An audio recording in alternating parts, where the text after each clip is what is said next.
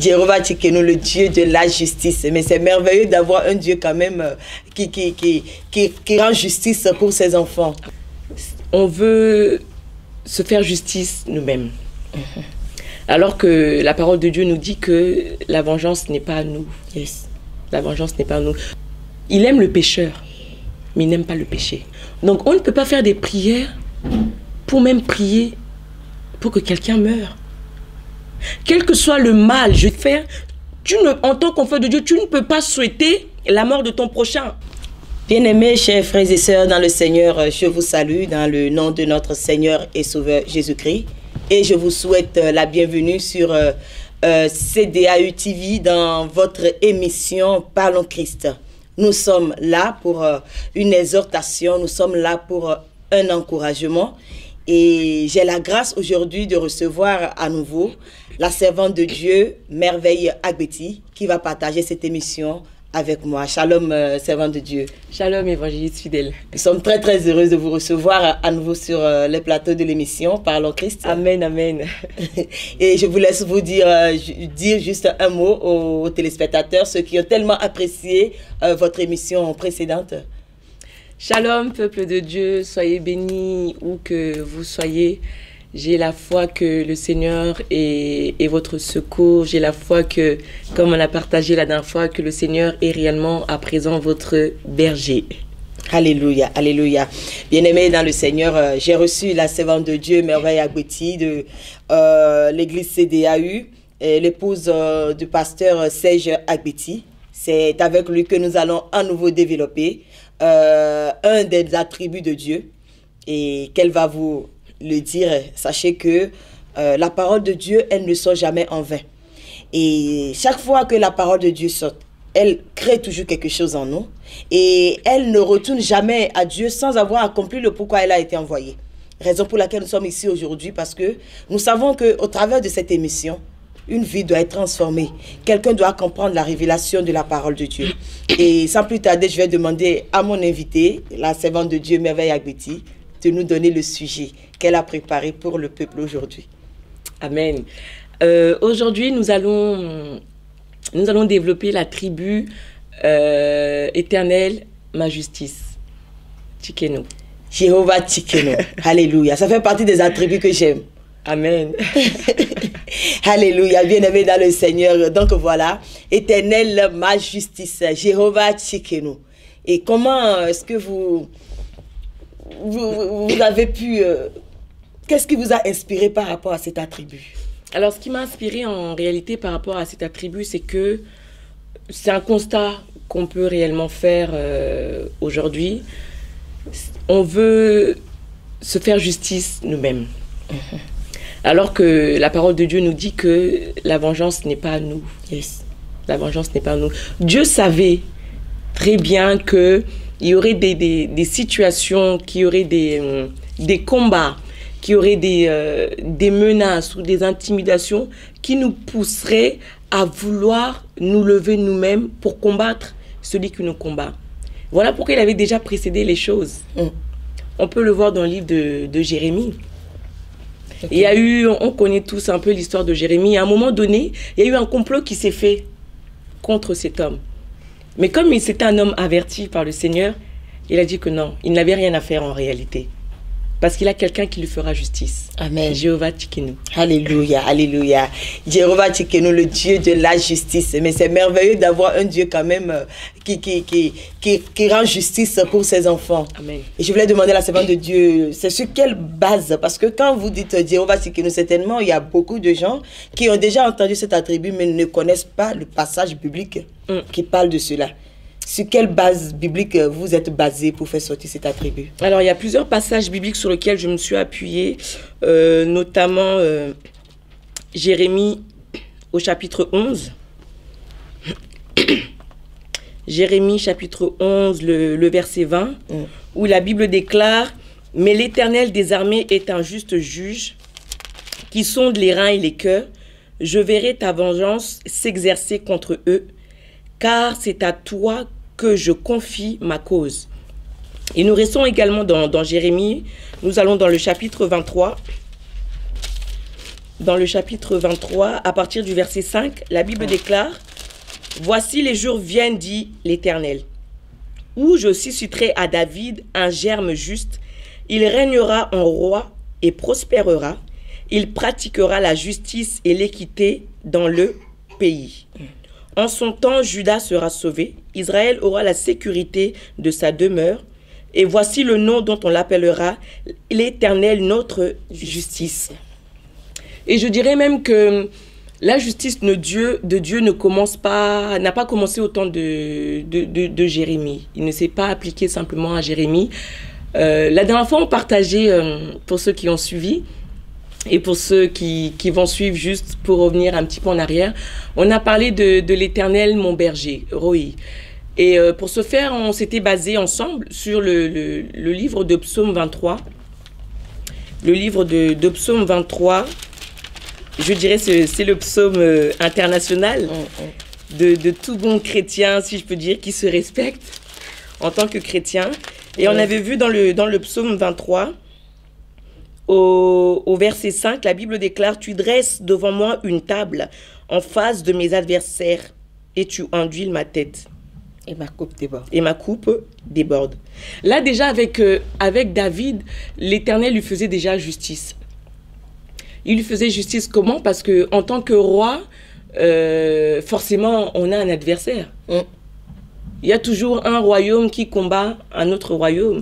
Il y a toujours un pays qui combat un autre pays. Non pas simplement par la force des armes, mais ça peut être par la force des lois, ça peut être par la force des décrets, ça peut être par la force de la manière de conduire le pays, ça peut être même financièrement. On peut défier un autre pays. Et là, déjà, au temps de David, lui qui était roi, le Seigneur lui dit je dresse devant toi une table, tu dresses devant moi une table en face de mes adversaires. En d'autres termes, Jésus-Christ lui disait simplement que je te ferai justice. Ils pourront venir te combattre d'une manière ou d'une autre, mais je ferai justice. Tu n'auras rien à faire. Et c'est ce qu'il dit à Jérémie quand il lui dit, le chapitre 23, au verset 5, il dit « Voici les jours viennent, dit l'Éternel, où je susciterai à David un germe juste. » Si je prends le mot germe juste, c'est quelque chose, si on prend la définition littéraire, c'est quelque chose en fait qui ressemble à rien. C'est comme un tétard ou une larve. C'est tellement déjà petit, c'est transparent, si je peux m'exprimer ainsi, c'est dégueulasse. Tu n'as même pas envie de toucher la chose. Et c'est ce que le Seigneur est en train de dire. Je susciterai à David un germe juste. C'est-à-dire quelque chose qui ne ressemblera à rien. Quelque chose qui sera complètement repoussant. Mais c'est cette chose-là qui sera juste. La larve ou le tétard sera pesé à juste valeur. Sans que tu n'aies à parler. Sans que tu n'aies à faire quoi que ce soit. Parce que comme on a lu tout à l'heure, au chapitre 11, on va le reprendre également. Le chapitre 11, le verset 20, il nous dit « Mais l'Éternel des armées est un juste juge. » Un juge, c'est quoi? Un juge, il est là. Nous connaissons tous les tribunaux, même si on n'a pas tous été confrontés à un juge. Mais nous connaissons tous la fonction d'un juge. Un juge est là pour rendre un jugement. Il est là pour rendre une sentence. Et lorsqu'il rend un jugement, lorsqu'il rend une sentence, elle est censée être appliquée. Personne ne peut passer outre la sentence ou le verdict que le juge a donné.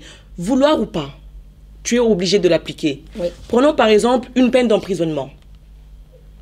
Que tu sois innocent ou pas, si le juge a parlé, le juge a parlé. Elle a parlé, oui. Prenons par exemple un autre cas, parce qu'il n'y a pas que les peines d'emprisonnement. Pour la garde d'un enfant, par exemple. Les parents se battent. L'autre réclame la garde, l'autre aussi réclame la garde. Mais si le juge parle, c'est ça qui va s'appliquer. Et il y a beaucoup d'autres choses, même les tribunaux administratifs également pour les entrepreneurs. Il y a aussi des juges qui rendent aussi des verdicts quant à la cession de ton entreprise ou à la mise en faillite de ton entreprise. Plein de choses où un juge, nous sommes obligés d'aller quelque part devant un tribunal. Parce que c'est là où en réalité se fait la justice. Oui. La justice ne se fait pas en pleine rue comme ça. La véritable justice se fait devant un tribunal où on établit un juge que tu ne connais pas. Mais l'avantage qu'on a aujourd'hui, c'est que ce juge-là, nous le connaissons. Qui est Jésus. Qui est Jésus. Amen. Nous le connaissons.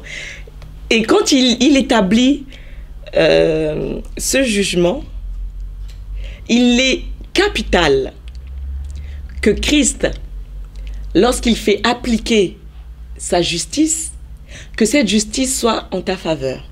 Pourquoi? C'est là où je vais revenir à notre message précédent, parce qu'il est ton berger. Oui. Et quand il s'agit de deux personnes qui ont pour berger Jésus, dans ce cas, comment se fera la justice? Dans ce cas, quand deux personnes qui ont Jésus-Christ comme leur berger, la différence se fera dans ta manière d'être. Parce que comme je disais la dernière fois, Jésus-Christ peut être le berger de toute personne qu'il invite. Oui.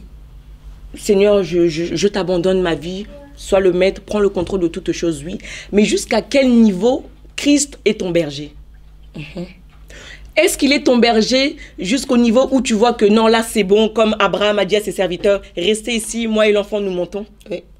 Ou est-ce que Jésus-Christ est ton berger, même lorsque ces situations-là, où tu penses que tu dois te retrouver seul, mais tu prends également Jésus, tu dis, Seigneur, je ne veux pas me retrouver seul dans cette situation, bien que ma capacité physique le permet, bien que mes finances le permettent, bien que mon environnement le permet, mais je vais quand même aller avec toi.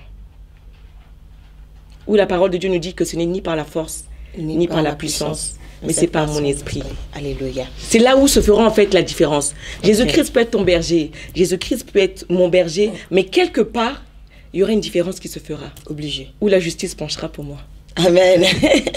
Alléluia, bien-aimé dans le Seigneur. Donc voilà, quand Jésus est ton juste juge, comme on peut le dire, il faut savoir que le jugement se penchera toujours en ta faveur. Mais quand il s'agit de deux personnes qui ont pour Christ le berger, ça dépend du degré de relation en fait, que tu as avec lui. Et c'est en fonction de cela qu'il va juger. Mais ne vous inquiétez pas, il est le juste juge. Il le fait toujours bien. Et par rapport aux questions qu'on reçoit souvent, le jugement de Dieu, ça dure trop.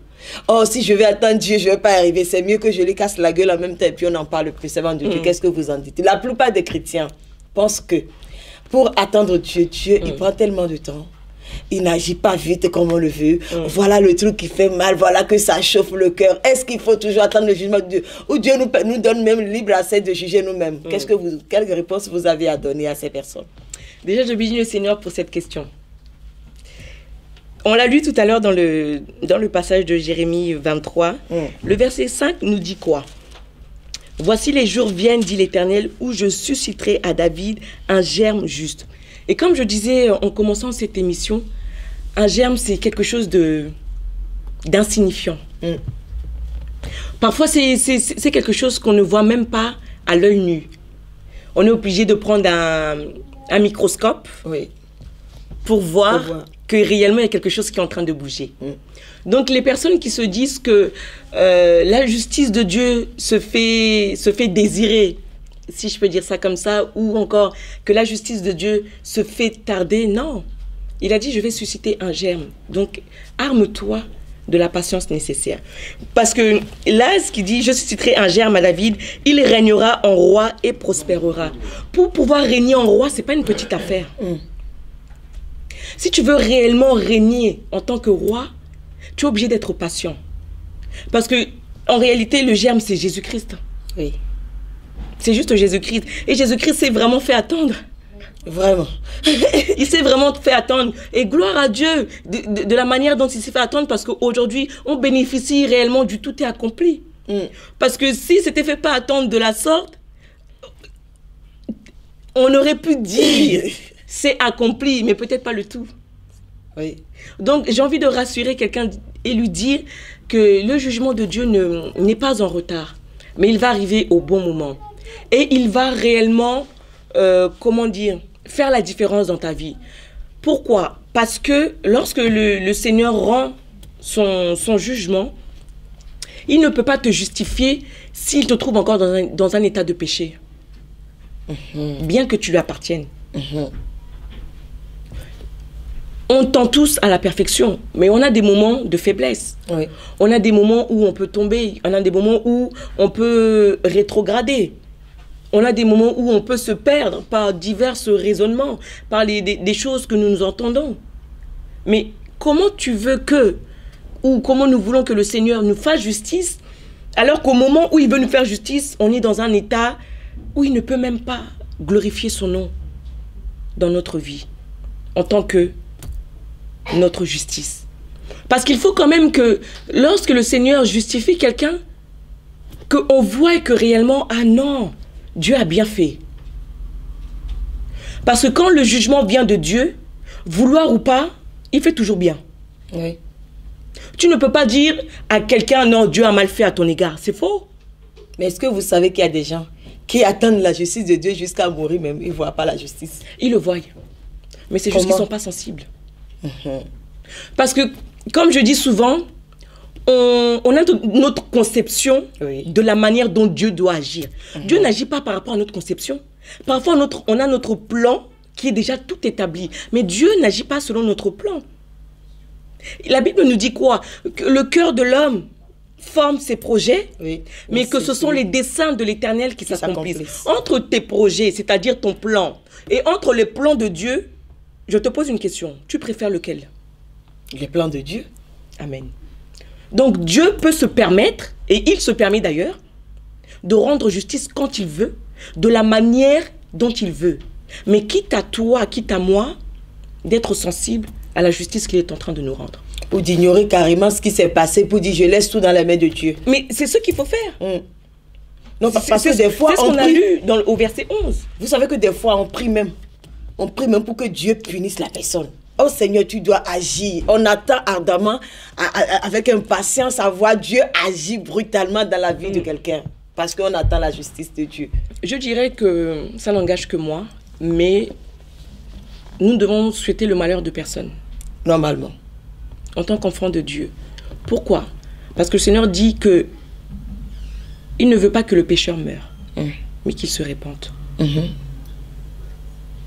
Il aime le pécheur, mais il n'aime pas le péché qui est en la personne. Oui. On est d'accord. Donc on ne peut pas faire des prières pour même prier pour que quelqu'un meure. Quel que soit le mal, je dis bien, quel que soit le mal que la personne ait pu te faire, en tant qu'enfant de Dieu, tu ne peux pas souhaiter la mort de ton prochain.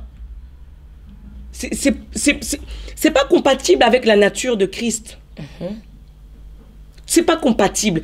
On peut prier, Seigneur, certes, il m'a fait du mal, mais je sais que tu vas t'en occuper. Un point, un trait. Et on se retire de cette situation.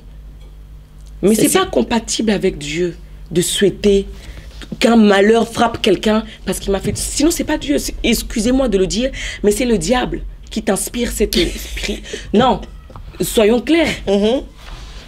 Parce qu'il nous dit quoi? Aimez-vous les uns les autres. Maintenant, tu pries que Dieu frappe quelqu'un. Mais maintenant, si toi aussi tu fais du mal à quelqu'un, la personne aussi va prier qu'on te frappe. Et puis au final, on va où? Donc, c'est pas de vous n'avez jamais prié contre un sorcier alors? Que le ciel me soit témoin, je n'ai jamais souhaité que le sorcier qui m'importune meure. Mais ma prière a été ceci. Seigneur, que ce sorcier qui est en train de m'attaquer, qui te rencontre, pendant qu'il est en train de m'attaquer, que ce soit toi qui rencontre. Amen. Et que pendant qu'il te rencontre, qu'il soit saisi de ta puissance et qu'il se détourne de sa sorcellerie. Au lieu d'aller tuer les gens, au lieu d'aller faire couler le sang, qu'il s'approche de toi et qu'il réclame ton sang pour qu'il ait la vie. Ça a été ma prière. Amen. Les sorciers peuvent m'attaquer, oui, et malheureusement, ça peut arriver souvent. Mais il a été saisi dans l'esprit. Nous savons tous que la sorcellerie, c'est un esprit qui te saisit. Tu ne n'es pas sorcier. Non. Sauf si ton parent, ou je ne sais pas, ta mère ou ton père avait déjà sacrifié. Là, oui, tu n'es sorcier. mais ça n'a pas été ton choix. Mhm. Ça t'a été imposé. Oui. Donc, tu fais les œuvres parce que tu es né dedans, tu as été sacrifié pour ça déjà dès le ventre. Comme la Bible nous dit, je te connaissais depuis le sein de ta mère. Comme aussi, il y a des parents qui sacrifient leurs enfants depuis le sein de leur mère. Bien avant même qu'ils soient conçus. Ils sacrifient déjà le prochain enfant que j'aurai, ceci, cela. Oui. Mais comme Dieu est Dieu, il fait grâce à qui il veut. Il sait très bien que je vais accorder cet enfant, mais d'une manière ou d'une autre, je vais le récupérer. Mhm. La preuve en est que même les sorciers, parfois même c'est sur leur lit de mort qu'ils confessent le Seigneur. Oui. Parce qu'ils savent très bien que ce qu'ils font n'est pas de Dieu. Ils savent très bien que ce qu'ils sont en train de faire les conduit eux-mêmes à la mort, même plus. Puisqu'ils sont guidés par un esprit. Donc à la fin, l'esprit les lâche toujours. C'est ça. Oui. La sorcellerie a un temps. Mais il n'y a que Dieu qui n'a pas de temps. Oui. Il n'a pas de temps, oui. Ta sorcellerie a un temps où ça va s'épuiser. Mais le Dieu, le maître des temps et des circonstances, là où ta sorcellerie va s'arrêter, c'est là où lui va commencer avec toi. Amen, amen. Donc voilà, bien-aimés dans le Seigneur, pour les chrétiens chauds qui veulent la justice de Dieu à tout prix. Seigneur, tu dois le faire. Seigneur, il faut qu'avant de rentrer, qu'il y ait un accident, tout ça. Comme l'a dit la servante de Dieu, c'est pas du tout la nature de Christ. Donc, répentons-nous, ne faisons plus sa prière. C'est ça, servante de Dieu. C'est ça. C'est pas des prières qui doivent monter dans nos cœurs. Je dirais que c'est même pas une prière. Là, c'est une malédiction que tu es en train de lancer. À quelqu'un. À quelqu'un.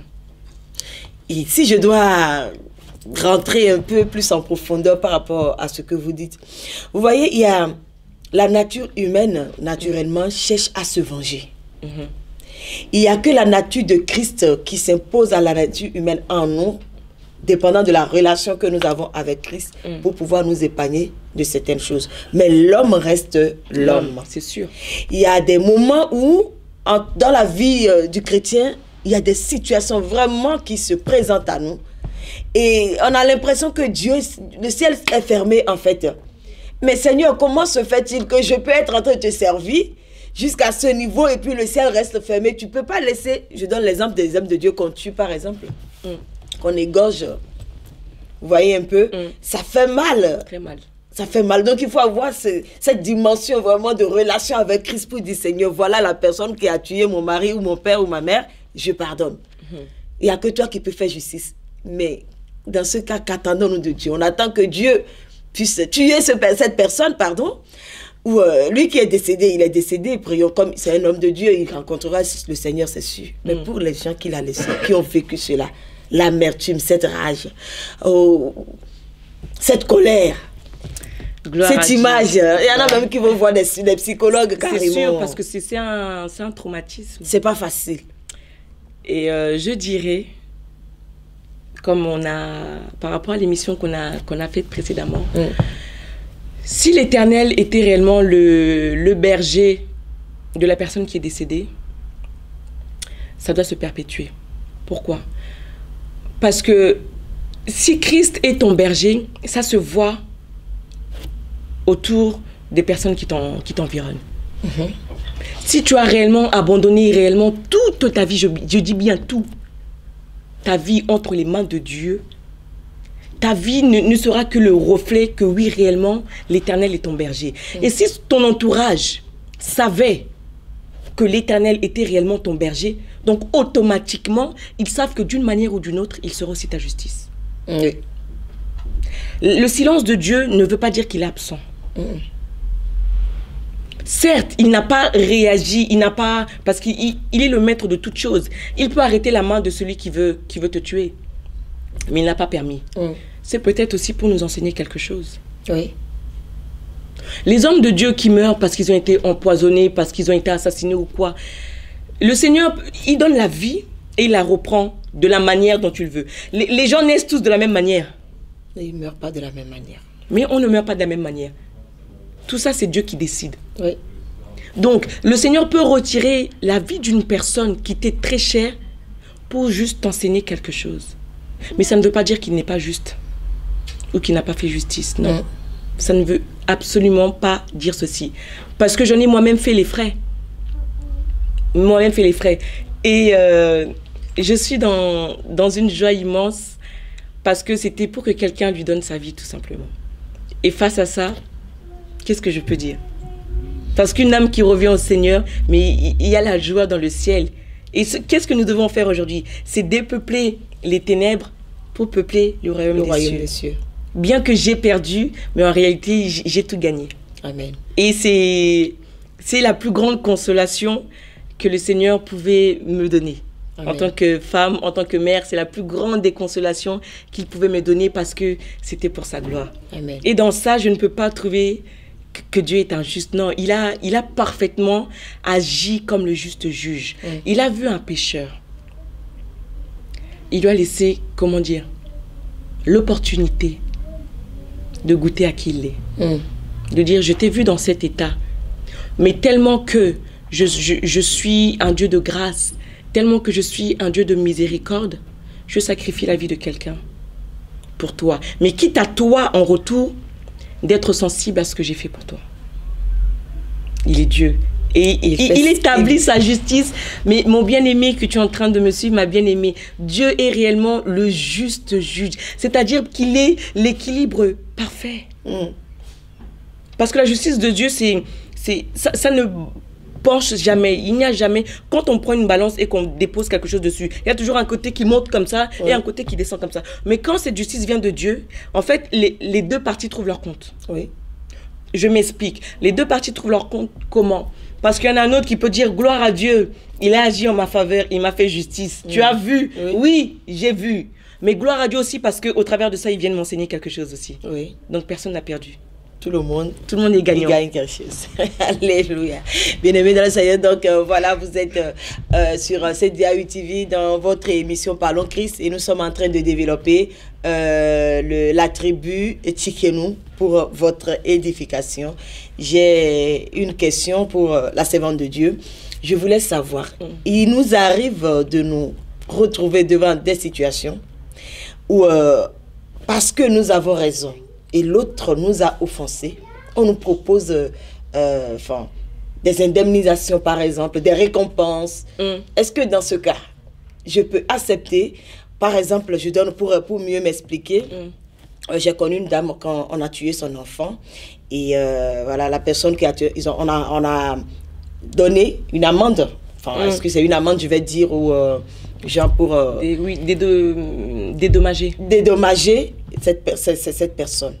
Ok, elle a pardonné. Elle a laissé le Dieu de la justice se faire. Ce dédommagement en question, est-ce que si elle le prend, ça déséquilibrera un peu la justice de Dieu en sa faveur, ou elle laisse tout carrément, que ça soit le dédommagement, ou c'est aussi l'occasion pour Dieu de l'élever, je ne sais pas. C'est une question. Pourquoi laisser? Je demande. Parce que la Bible déclare quoi? Recherchez premièrement le royaume et la justice. Et le reste vous sera donné par-dessus. Prends le reste. Amen. Le dédommagement, c'est le reste. Il t'a fait justice. Comme tu as recherché sa justice, il te donne le par-dessus. Pourquoi refuser? Amen, amen. Il y a des justices qui sont accompagnées du par-dessus. Amen. Pourquoi ne pas le prendre? C'est pas un péché. Donc voilà, pour vous qui nous suivez, si la justice se fait accompagner par le par-dessus, ne le refusez pas, prenez, parce que c'est aussi une bénédiction de Dieu. Que ça peut toujours servir dans un moment. Ça peut toujours servir. Amen. Tu peux le prendre pour rendre action de grâce. Exactement. Donc ne vous culpabilisez pas. Tu peux le prendre pour bénir quelqu'un. Tu peux le prendre pour, je ne sais pas, fonder une fondation ou une association qui vient en aide à toutes ces personnes. Oui. Pourquoi pas? Amen, amen. Ok. Donc voilà, bien aimés, nous tendons vers la fin de notre émission. Je vais laisser la servante de Dieu vous dire en quelques mots encore son inspiration par rapport à cet attribut, Dieu, ma justice, et l'éternel, ma justice. Amen. Ce que je peux dire pour clôturer, conclure ce moment, Christ a dit, à moi la vengeance, la rétribution. La rétribution.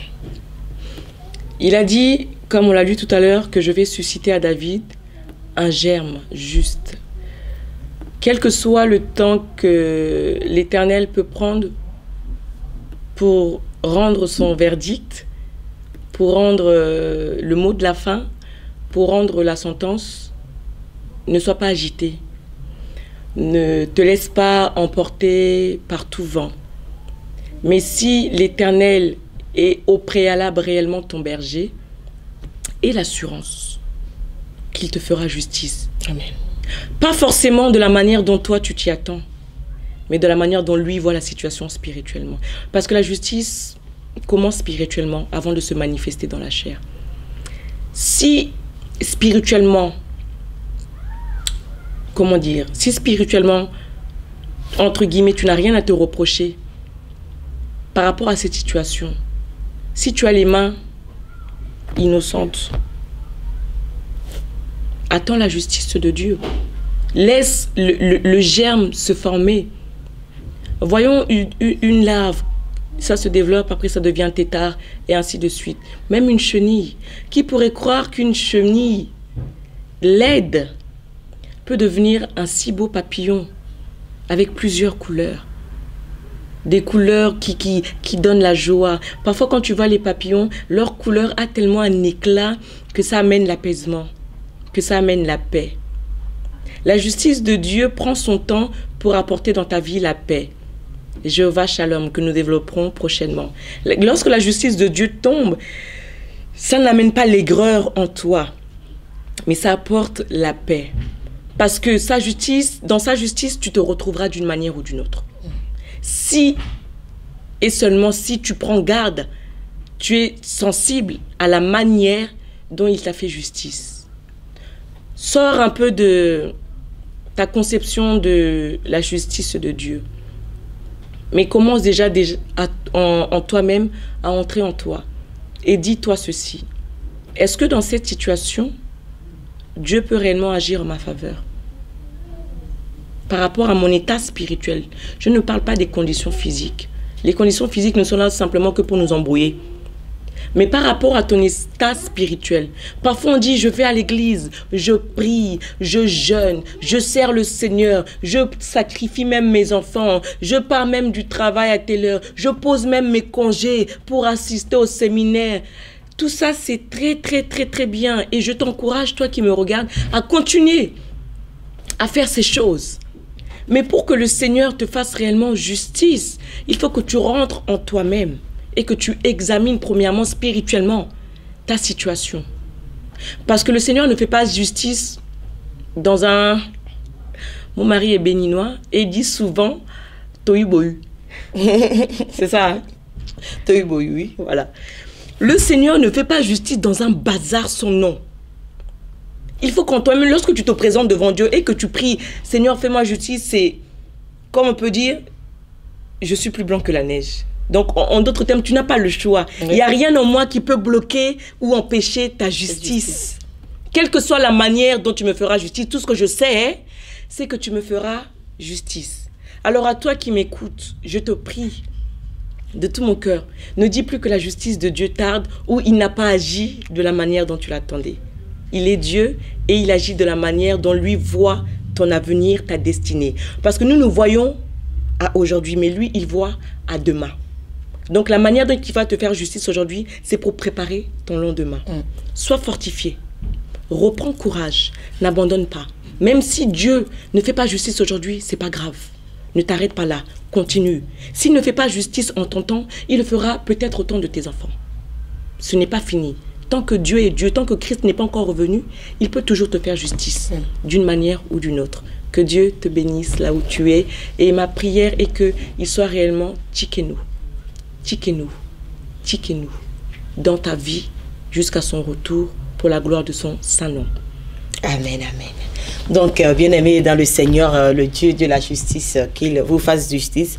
Et comme l'a dit la servante de Dieu, avant de te faire justice, il faudrait que l'Éternel voie que tu mérites la justice, que tu sois vraiment dans l'état qu'il veut que tu sois, l'état dans lequel il te veut, afin que sa justice soit faite. Ne vous inquiétez pas, même si ça tarde, elle finit toujours par le faire. Que le Seigneur vous bénisse. Shalom à vous. Bye bye.